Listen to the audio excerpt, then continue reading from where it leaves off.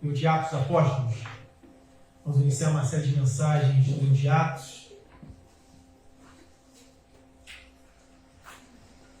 E o tema dessa série do livro de Atos é o avanço da igreja.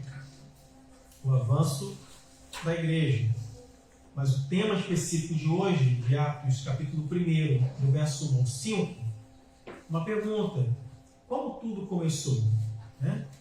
Como tudo começou? Atos, capítulo 1, do verso 1 ao 5, diz assim: escrevi o primeiro livro, ó Teófilo, relatando todas as coisas que Jesus começou a fazer e a ensinar, até o dia em que, depois de haver dado mandamentos por intermédio do Espírito Santo aos apóstolos que escolhera, foi elevado às alturas. A estes também, depois de ter padecido, se apresentou vivo, com muitas provas incontestáveis, aparecendo-lhes durante 40 dias e falando das coisas concernentes ao reino de Deus. E comendo com eles, determinou-lhes que não se ausentassem de Jerusalém, mas que esperassem a promessa do Pai, a qual disse ele: de mim ouvistes. Verso 5. Porque João, na verdade, batizou com água, mas vós sereis batizados com o Espírito Santo, não muito depois destes dias. Vamos orar? Deus, obrigado pela leitura da Tua Palavra sobre as nossas vidas. Fale, Deus, e continue a falar aos nossos corações, para que sejamos edificados pelo poder do Santo Evangelho. A oração que eu faço e agradeço em nome de Jesus. Amém. Como tudo começou, série de mensagens de Atos Apóstolos. O livro de Atos, escrito pelo autor Lucas, o evangelista que escreve o seu evangelho, o estudo vai nos dar a ideia de que esses dois livros, tanto o Evangelho quanto o Atos, fosse uma coletânea, só um compêndio único.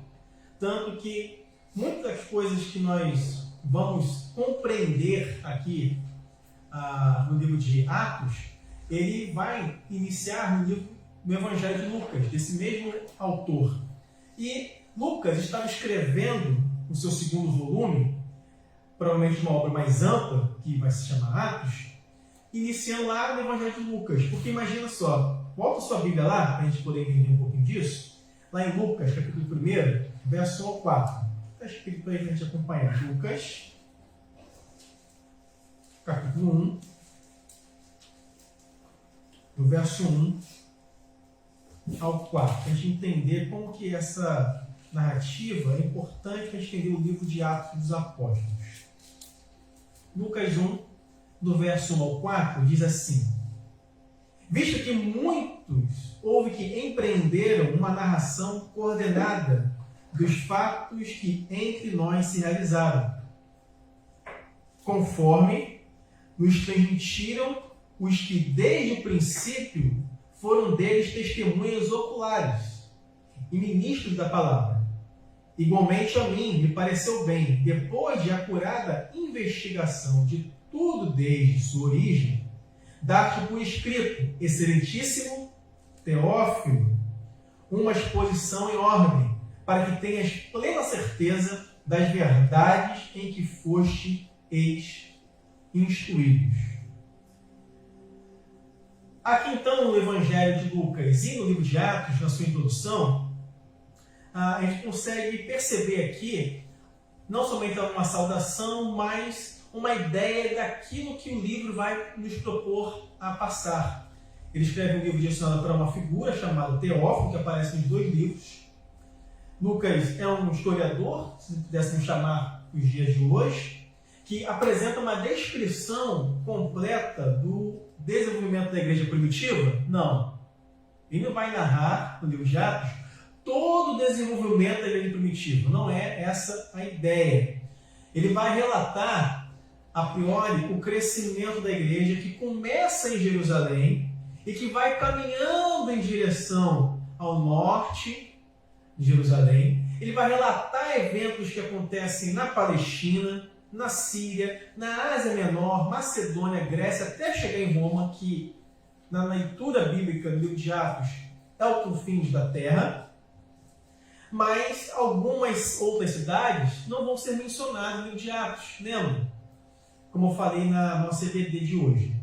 As narrativas bíblicas, elas não têm o intuito de narrar todas as histórias com seus mínimos detalhes, mas há uma intencionalidade entre várias histórias. O autor bíblico, inspirado por Deus, selecionou algumas histórias para que essas histórias que fossem escritas e permanecessem até nós, nos dias de hoje, nos servissem de orientação da parte de Deus, uma mensagem teológica aqui, uma mensagem doutrinária para a vida da igreja, revelando a beleza, a obra de Jesus Cristo, conforme nós acabamos de celebrar aqui no momento da ceia. O livro de Atos tem duas características principais. A primeira característica, ser um livro missionário.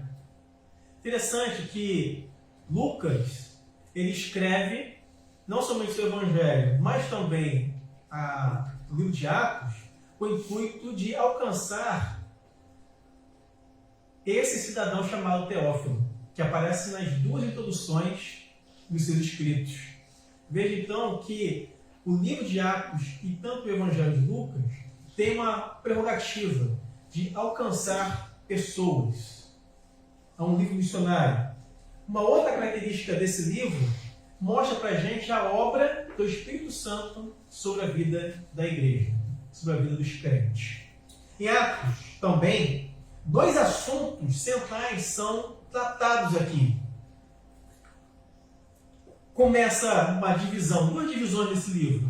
A primeira, do capítulo 1 ao capítulo 12, que vai relatar principalmente o ministério de Pedro. Ele é a figura principal aqui, personagem que vai aparecer mais vezes do capítulo 1 ao capítulo 12. E do 12 ao capítulo 28, muda.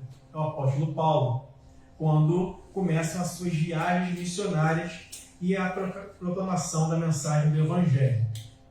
Atos então tem o propósito de mostrar o que Jesus continuou a fazer e ensinar depois da sua subida aos céus. Ou seja, com Jesus, celebramos aqui a ceia, que mostra para nós a morte e a ressurreição de Cristo.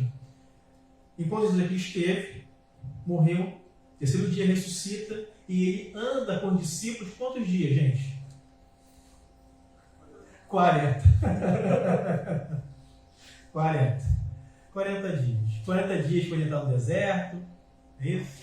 40 anos o povo ficou pregando no deserto lá, até chegar à Terra Prometida, e assim 40 anos é o ministério de Davi, 40 anos é o ministério de Salomão, 40 anos é o ministério dos profetas Elias e Eliseu, e assim sucessivamente. Só para vocês terem uma ideia como que a Bíblia vai fortalecendo algumas histórias de maneira teológica, passando uma mensagem para nós com essas explicações.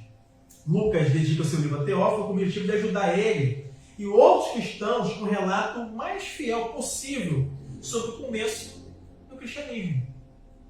E o primeiro livro, como eu disse, é o Evangelho, que é resumido como um relato de todas as coisas que Jesus começou a fazer e ensinar, e Atos relata o que Jesus, por meio do envio do Espírito Santo sobre a vida da igreja, começou a fazer e a continuar por meio dos cristãos. Uma pergunta então inicial, seria então o livro de Atos dos Apóstolos uma descrição daquilo que a vida cristã deveria ser? Como tudo está descrito aqui, será que é isso? O propósito do livro seria esse? E essa descrição que aparece no livro de Atos, pertinente a esses primeiros cristãos aqui, vai servir como modelo para todas as igrejas de todas as épocas, em todos os lugares? São perguntas que a gente vai tentar responder ao longo das exposições de Atos dos Apóstolos. A primeira coisa que eu quero destacar aqui é a continuidade da igreja. No verso 1 e 2, Lucas diz assim: escrevi o primeiro livro, se referindo ao seu Evangelho, ó Teófilo, relatando todas as coisas que Jesus começou a fazer e a ensinar, até o dia em que, depois de haver dado mandamentos por intermédio do Espírito Santo aos apóstolos que escolhera, foi elevado às alturas. O ponto-chave aqui dessa continuidade da igreja, veja, o momento da ascensão, que é o termo que nós usamos para falar dessa subida de Jesus aos céus, também ajudou os primeiros discípulos aqui a se desfazerem ou a desconstruírem sobre qualquer dúvida que pudesse pairar a mente, o coração deles a respeito de Jesus. Porque quando Jesus lhes dirigia suas últimas palavras, o evangelista Lucas, que escreveu não somente o Evangelho, mas o livro de Atos também, lá em Lucas, no capítulo 24, o Evangelho, versículo 45, diz assim, fala de Jesus, lhes abriu o entendimento para compreenderem as Escrituras. Veja, só isso, em tese, deveria ser suficiente para que a ascensão de Jesus fosse celebrada e comemorada pelos discípulos e, consequentemente, pela igreja que deu continuidade após eles.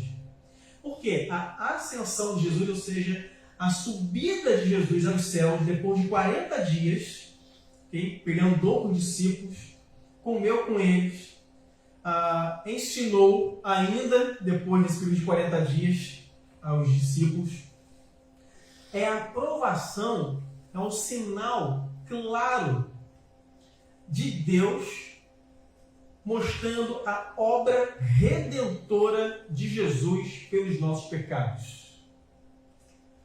A ressurreição de Jesus, vista, alinhada aqui com a sua ascensão, o seu retorno aos céus, é a prova para nós como cristãos que a obra de Jesus foi consumada e ela é real, ela é verdadeira. Ela é central para a fé cristã. E isso não apenas, que já foi muito, em ter sido morto pelos nossos pecados, e ter ressuscitado. E ele disse isso enquanto andava com os seus discípulos. E ensinou eles também, falando da sua ascensão aos céus. É importantíssimo para a nossa fé. O apóstolo Paulo, escrevendo aos Coríntios, capítulo 15, vai dizer que vai tratar da doutrina da ressurreição, que Jesus foi visto por mais de 500 pessoas, nesse período de 40 dias. Isso é fundamental, testemunhas oculares, pessoas que estavam vivas nesse período, e depois ainda desse relato aqui, conforme aqui descrito, que visualizaram a ascensão de Jesus sendo elevado aos céus. Eles viram isso. Porque era uma promessa daquilo que Jesus havia dito aos seus discípulos enquanto andou com eles. E isso se cumpriu. E por isso nós temos a certeza hoje como cristãos, pensando na continuidade da igreja, e a coragem de permanecermos firmes nas promessas de Deus para a vida da igreja. E de proclamar a mensagem do Evangelho, apesar de todas as adversidades que, porventura, em algum momento, eu e você e a igreja de Jesus parada na face da terra venha a enfrentar. Há várias declarações sobre esse momento da ascensão de Jesus. Ela já aparece no Antigo Testamento. Há duas referências. Eu não vou ler por causa do nosso tempo, mas se quiser anotar a referência dele depois, Salmo 68, verso 18, vai fazer essa afirmação, e essa afirmação, o apóstolo Paulo, em Efésios 4, verso 8, vai ratificar, porque ele vai citar essa referência, falando a respeito da ascensão de Cristo, a sua subida aos céus. E o Salmo 110, que nós chamamos, quando estudamos, salmos messiânicos, salmos que falam de Jesus já no Antigo Testamento. O Salmo 110, verso 1, fala exatamente disso. E a referência desse salmo, falando da ascensão de Cristo, se encontra aqui em Atos. Não nesse texto aqui propriamente, mas Atos capítulo 2, verso 34 e 35, quando o apóstolo Pedro, na sua primeira mensagem, seu primeiro sermão, ele vai ratificar, ele vai citar esse texto aqui, o Salmo 110, falando da obra de Jesus, explicando aqueles cristãos no meio da mensagem que ele prega, chamando aquele povo ao arrependimento e à fé, e ele faz essas referências aqui. No Antigo Testamento, então, o Salmo 68, 18 e o Salmo 110, verso 1 fala disso. Jesus, de seus próprios lábios, ele anunciou, ele falou que ele ia voltar para o Pai. João capítulo 7, verso 33, João 14, verso 12 e 28, João capítulo 16, verso 5, verso 10, verso 28, sabe, são o capítulo 14, então, do Evangelho de João, é exatamente a promessa de que ele, Jesus, o Filho, iria retornar ao Pai. E ele deixou isso muito claro, mostrando a sua divindade, o seu poder, e que a obra que ele iria realizar seria completa, como assim foi. E por isso, a Igreja de Jesus pode confiar em Deus, crer nele plenamente, sem ter sombra de dúvida. Os discípulos precisavam crer nessa mensagem porque eles já haviam sido ensinados a respeito disso. A ascensão de Cristo foi um evento histórico, real, igual à sua encarnação, assim como a sua transfiguração, assim como a sua morte, assim como a sua ressurreição. Nós, como Igreja de Cristo, aqueles que nos ouvem, não podemos ter dúvida a respeito da obra realizada de Jesus na cruz. Sem ela, não há fé cristã. Sem ela, não faria o menor sentido o desenvolvimento e o desenrolar do livro de Atos dos Apóstolos. Lembram-se, irmãos, que quando Jesus morre, o que os discípulos vão fazer depois? Vão embora. Vão pescar. Se Jesus não tivesse ressuscitado, se isso não fosse uma promessa real, cabal, os discípulos iriam continuar a vida deles, normalmente. Algo surpreendente, sobrenatural, espiritual aconteceu na vida daqueles discípulos depois que Jesus aparece para eles. Esse evento não pode ser visto por nós como cristãos como algo inventado, uma história da carochinha, uma coisa que os discípulos não estavam, cientes estavam fazendo. Não, os discípulos foram impactados por isso, ao ponto de darem as suas próprias vidas para a pregação da mensagem do Evangelho e o avanço da igreja por meio da vida deles. Eles foram radicalmente transformados por essa palavra. Quando eles viram Jesus, é tão real que muitos se assustaram. Um quis ver se era de Jesus mesmo. Deixa eu tocar para ver isso aqui. No Evangelho de João, é tão fantástico que eles estavam dentro de uma casa. Não há relato que a porta foi aberta por Jesus. Não está escrito isso lá. Como que ele entrou? Mas ele entrou, irmão. E não tem relato, não está escrito que ele abriu a porta. Ele abriu a porta e entrou, mas não. Ele apareceu lá dentro. Não é à toa que os discípulos ficaram apavorados, normal. Eles foram impactados pelas palavras de Jesus. E a ressurreição dele foi real. A tal ponto que, mesmo amedrontados no primeiro momento, Jesus falou: ficai em Jerusalém, para que vocês sejam revestidos de poder. Eu vou enviar o meu Espírito para vocês. Vocês darem continuidade à minha obra. Como? Eu e você, como que a Igreja de Jesus deu e precisa e dá continuidade à obra de Jesus, pregando a mensagem dele, testemunhando fielmente de Cristo, evangelizando, anunciando as boas novas do Evangelho para aqueles que não conhecem. Essa é a obra que Jesus deu à vida da igreja, de toda a igreja espalhada na face da terra. Qual é a vantagem de Deus para a igreja? Que a igreja de Jesus prega a palavra dele. Eles não podem ter dúvidas a respeito disso.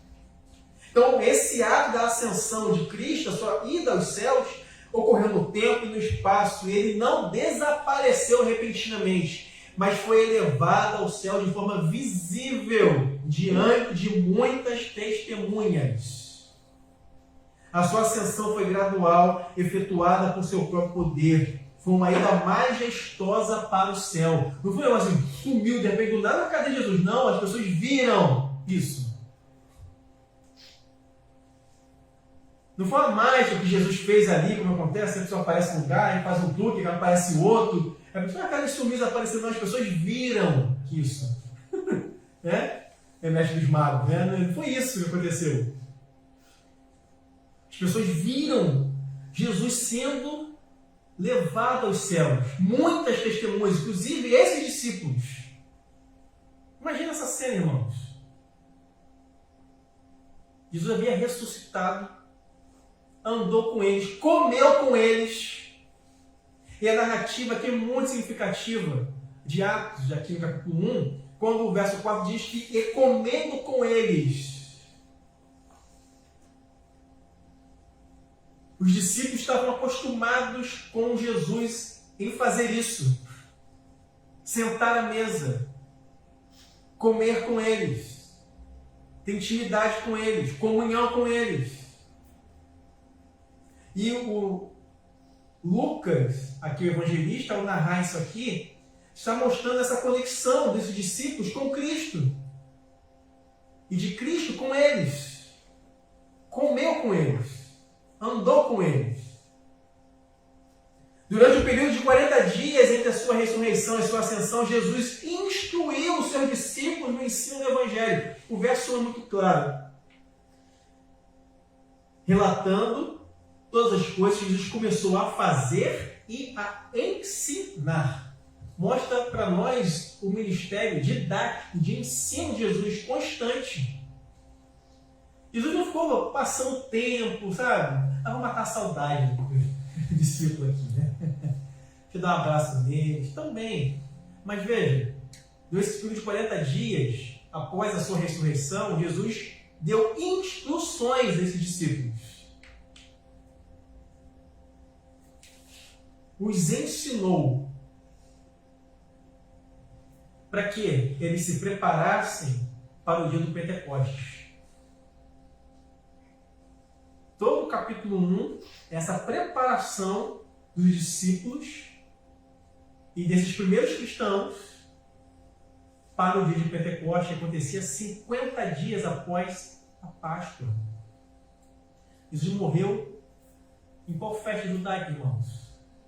Páscoa. Isso que coisa fantástica. Vamos fazer um paralelo rápido aqui, exercício rápido com o Antigo Testamento. Antes do povo ser, no Antigo Testamento, sair via última praga, é comemorado o quê? É celebrado a Páscoa, que simbolizava ali essa libertação do povo por marca do sangue nos umbrais, aqueles que aqui estivessem e celebrassem ali no momento da Páscoa, essa libertação do povo do Egito. Depois que veio o juízo na 10ª praga. Uma analogia importante para nós aqui. Veja, lá no Antigo Testamento, a libertação, algo pontual ali. Eles foram libertos de uma opressão da escravidão do Egito.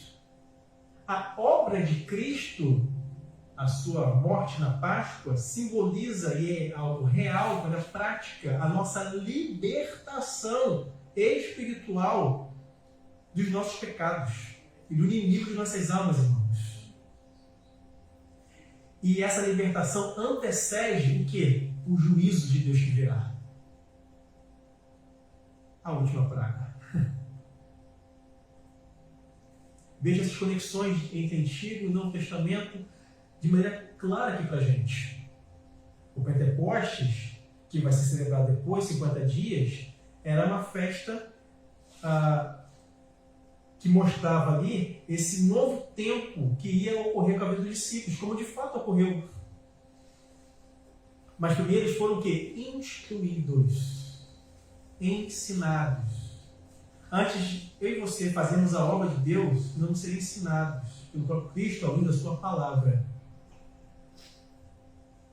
E se não vamos fazer a obra de Deus, tem que saber o que estamos fazendo. Jesus instruiu primeiro os discípulos. Fiquem em Jerusalém, sejam revestidos de poder, depois vocês vão fazer a obra. E vale para nós ainda hoje. Segunda coisa que aparece no texto, a ressurreição de Cristo, verso 3. A este também, depois de ter padecido, se apresentou vivo, com muitas provas incontestáveis. Não era para ter dúvida nenhuma. Aparecendo-lhes durante 40 dias e falando das coisas concernentes ao reino de Deus. Depois de sua ressurreição, Jesus permaneceu na terra por 40 dias, ministrou seus discípulos. Aqui ele já havia aberto a mente deles, para que eles compreendessem a mensagem lá do Antigo Testamento. Lembra? Lucas, o evangelista, escreveu Atos e o seu Evangelho. No capítulo 24, final do Evangelho de Lucas, tem muita instrução para a gente. Muita. Do verso 44 a 48, mostra exatamente o cumprimento daquilo que Jesus fez. O texto vai dizer, passando pela lei, pelos profetas e pelos salmos. O que é isso? A divisão toda do Antigo Testamento. Todo o Antigo Testamento. O que Lucas quer ensinar para aqueles discípulos e para nós? Que a centralidade do Antigo Testamento é Cristo. Tudo aquilo que ocorreu no Antigo Testamento, as figuras, os tipos que apareceram lá, apontavam para Jesus. Por isso que o Evangelho de João pode dizer que as Escrituras, Jesus já afirmou isso no Evangelho de João, as Escrituras testificam de mim. Testificam de mim. 40 dias antes, é possível que alguns cristãos não tivessem dúvidas a respeito da ressurreição de Jesus. Como a gente pode fazer essas analogias? Lendo os próprios relatos dos evangelhos. Se você ler Marcos capítulo 16, os discípulos ficaram confusos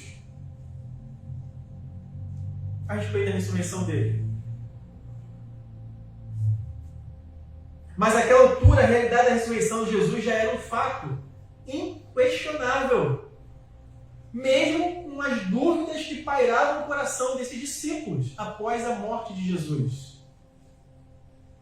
Para fortalecer a fé desses discípulos, Lucas diz aqui que Jesus lhes deu provas incontestáveis. O texto não vai elucidar que provas foram essas. Mas aquilo que os discípulos viram, com certeza, era algo que eles não poderiam duvidar. De que aquele homem que estava ali com eles, que comeu com eles, que andou com eles por 40 dias, era de fato Jesus, o Cristo. E apesar de todo o medo, toda a dúvida que pudesse parar o coração daqueles discípulos, eles foram obedientes a Jesus. E ficaram aguardando chegar o dia do Pentecostes. A fé em sua ressurreição era importante para a igreja, pois seu poder espiritual dependia dessa convicção. Além disso, a ressurreição faz parte da mensagem do Evangelho, irmãos. Os primeiros cristãos, desde o início, já anunciavam a ressurreição de Cristo. Por quê? Sem ela, não faria o menor sentido os discípulos continuarem a missão de Jesus. Se a ressurreição de Jesus fosse uma farsa, se o corpo de Jesus tivesse sido, que eles tivessem visto, fosse enganado, fosse outro corpo, o túmulo errado, várias teorias que eles inventam por aí. A mensagem deles, o que eles fizeram após isso, não faria o menor sentido. E nós, como igreja, não estaríamos aqui.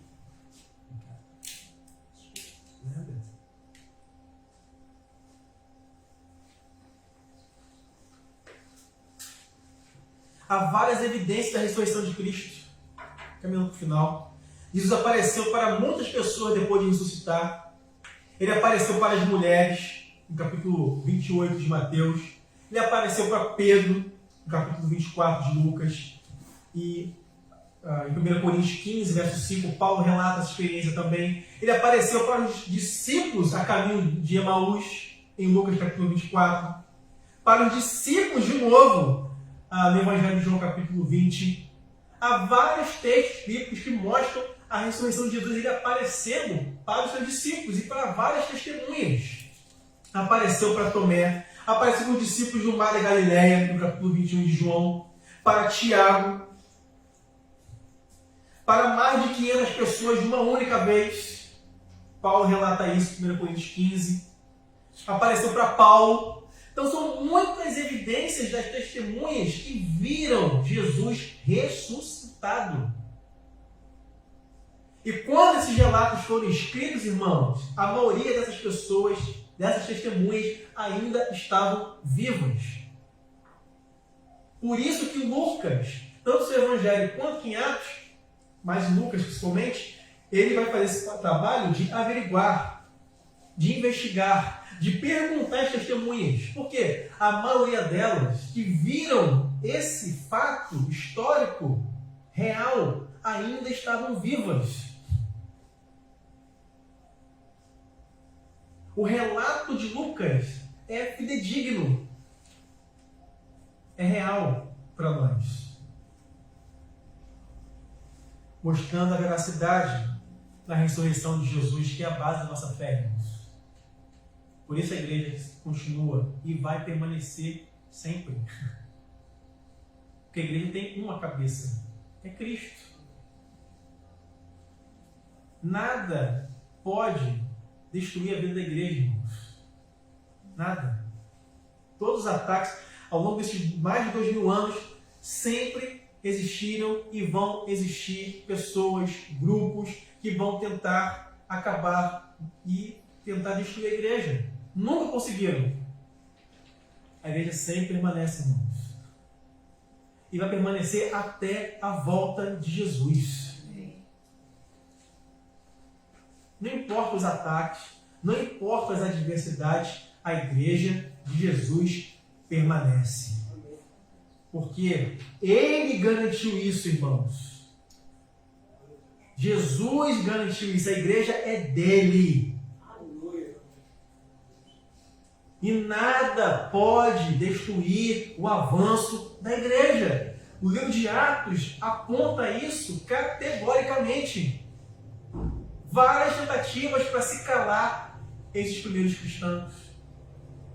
Silenciar a proclamação da mensagem do Evangelho.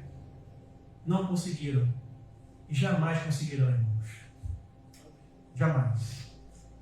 Terceira e última coisa que me salta aos olhos aqui nesse texto. A promessa do Pai. Do verso 4.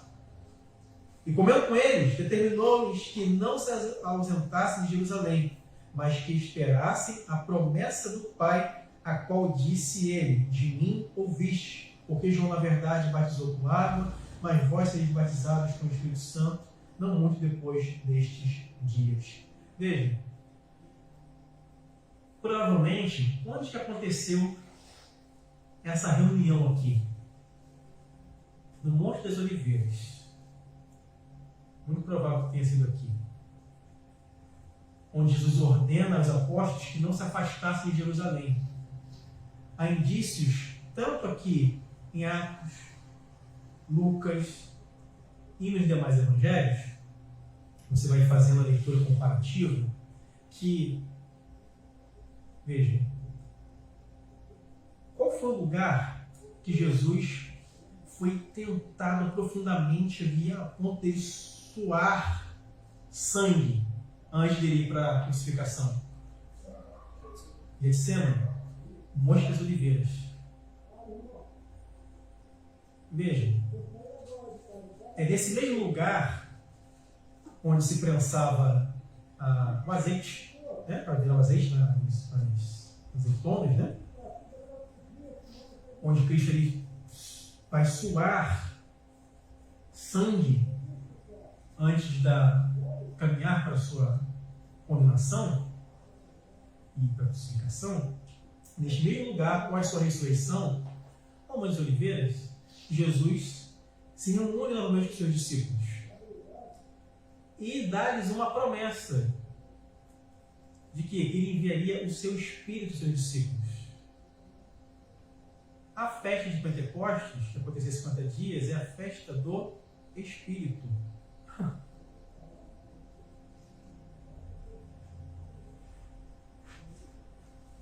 É nessa festividade após 50 dias que esses discípulos vão ser cheios do Espírito Santo. Para serem agora capacitados, usados de maneira que eles nunca haviam sido usados ainda por Jesus, para o avanço e a proclamação da mensagem do Evangelho. Eu e você, hoje, temos o Espírito Santo que habita em nós, irmãos. E só fazemos a obra de Jesus, a obra de Deus o Pai, porque o Espírito Santo habita em nós, nos capacita para fazer a obra dele. Pentecostes foi um evento único, lá em Atos 2. Quando chega lá, a gente vai falar um pouco disso. Que não se repete. Um momento histórico, importante da igreja. Mas os seus efeitos permanecem até hoje. Como o quê? A coragem, que muitas vezes aí você não temos, mas o Espírito Santo nos dá para fazer a obra dele. Que nos usa, nos enche, apesar de sermos vasos de barro, frágeis, como os discípulos eram e foram. A obra de Jesus é realizada por homens e mulheres simples, mas que são cheios do Espírito Santo de Deus, que nos capacita a fazer a obra, que nos usa apesar de nós mesmos. Nós não temos condições, não temos forças suficientes em nós mesmos para fazer e levar adiante a obra de Jesus, irmãos. Se não for o Espírito Santo que foi derramado sobre nós e que permanece em nós, faz morada em nós definitivamente e nunca mais vai sair, irmão. Fomos selados pelo Espírito Santo, como o apóstolo Paulo vai dizer. A igreja não permaneceria. Se a obra de Cristo, a obra da igreja de Jesus dependesse do nosso jeito, da nossa inteligência, tão somente da nossa capacidade, da nossa perspicácia de fazer as coisas, a igreja tinha acabado. Não existiria mais. Mas Jesus é bom, irmãos. E a promessa do Pai que aconteceu com eles está sobre a minha e a sua vida hoje. O Senhor Jesus deu aos seus discípulos a ordem de permanecer em Jerusalém, em atitude de espera do cumprimento da promessa a qual ocorreria na festa de Pentecostes, ou seja, na vinda do Espírito. E isso aparece já no Antigo Testamento, essa promessa. Isaías, Ezequiel, Joel, tudo escrito lá, irmãos. Jesus está cumprindo cabalmente aquilo que as Escrituras testificavam dele. O reforço de Jesus para que os discípulos permanecessem juntos até o cumprimento da promessa não foi sem razão, já que somente através do poder do Espírito Santo que eles seriam capacitados para vencer os obstáculos, as dificuldades que vieram sobre eles e cumprirem a missão que foi dada por Jesus a eles. Ide por todo o mundo, pregai o Evangelho a toda a criatura, batizando-as em nome do Pai, do Filho e do Espírito Santo, ensinando-as a guardar todas as coisas que vos tenho ensinado. E eis que estou convosco até a consumação dos séculos, irmãos. Jesus está com essa igreja e com todas as igrejas de Jesus que pertencem a ele espalhadas na face da terra, irmãos. Por isso temos fé e temos esperança sempre. O mesmo lugar onde Cristo foi humilhado foi o lugar onde ele foi exaltado. Mais uma vez cumprindo a promessa do Antigo Testamento. Nada das Escrituras é à toa, irmãos. Nada.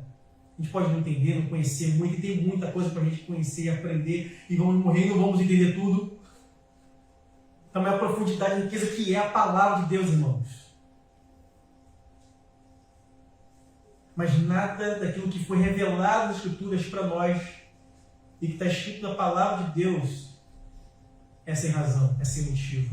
O local do padecimento, da morte de Jesus, deveria ser também o lugar do derramamento do seu Espírito. Jesus deixa claro aos seus discípulos que a virtude ou o poder do Espírito que eles receberiam era para conceder a eles, aqui termino, poder, mas para que para eles aparecerem? Não, irmãos, para testemunhar. O que significa testemunhar? Não apenas ser alguém que viu uma testemunha ocular que Jesus fez, mas a ideia mais profunda é a ideia do martírio. Está disposto a morrer por amor a Jesus. A dar a sua vida por amor a Cristo. Como aconteceu com os discípulos. Como aconteceu com vários cristãos e cristãs ao longo da história. Que acontece nesse exato momento que nós estamos aqui pregando, confortavelmente. Tem gente morrendo por amor a Jesus. Sendo perseguido por amor a Jesus. Que não tem conforto nenhum. Mas que por amor a Jesus é uma testemunha dele. Está pregando a mensagem, anunciando as boas novas. Como eu e você, como igreja, precisamos fazer a tempo e a fora de tempo. Vamos colocar de pé e vamos orar, irmãos?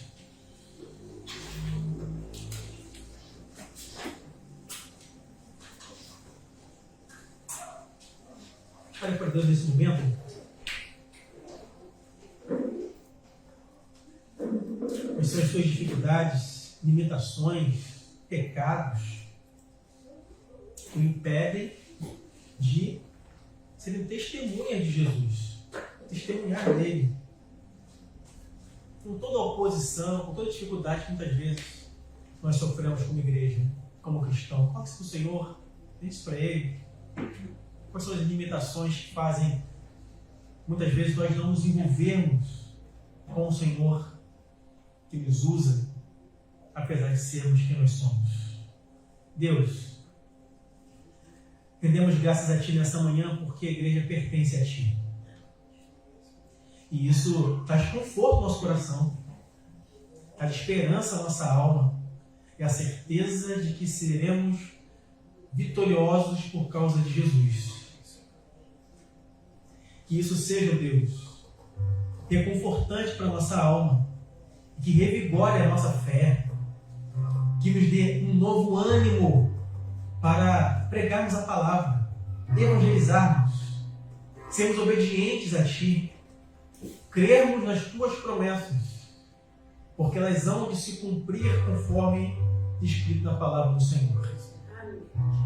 Ó Deus, que não venhamos a duvidar de Ti, que venhamos a depositar nossa esperança, confiança plena no Senhor. Enche nosso coração de fé, Deus. Tira a incredulidade das nossas vidas. Nos ajuda a depender de verdade de Ti. Que não sejamos, Deus, titubeantes em nossas ações, mas que possamos crer em Ti.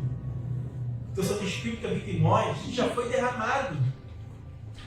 Que o Senhor nos use, Deus, para o louvor da Tua glória, da Tua obra. Obra da proclamação da mensagem, da evangelização, do aconselhamento, do encorajamento, da visitação. Ó Deus, tantas áreas que o Senhor tem para que nós possamos servir ao Senhor, que o Senhor nos use para o louvor do Teu nome nessa manhã, Deus. Capacita a Tua igreja que nos nesse lugar, que esses aqui estão e que não estão também. Desperta-nos para a Tua obra. Usa-nos, ó Deus, com poder e glória, para que o Teu nome seja exaltado. Nos ajuda a sermos anunciadores das boas novas do Evangelho, nos dê coragem, fé, determinação, obediência às Escrituras. Que os nossos olhos, ó Deus, sejam impactados, abertos, para as verdades da palavra do Senhor dia após dia.